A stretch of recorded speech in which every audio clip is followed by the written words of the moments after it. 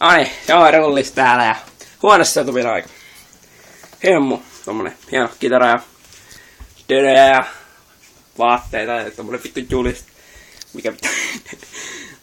Kalenteri ja iPodin latausjohto on vanhaa paskaa, vaikka julistaa. Tämmönen, mikä Philipsen stereosysteemi. Sitten on tää mun sänky. Tää on ihan normi. Leivonvetotanko. Sitten täällä on käsipainot. Tommosta tää settiä. Akuankkaa ja vitusti jotain kaappia, farkut siinä. Ja sitten tänne mun työpöydälle.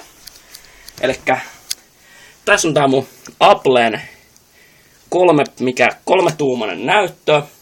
Sitten Nokia on tämmönen hieno näppäimistö. Tätä mä yleensä käytän. Siinä on katsokin tarvetta.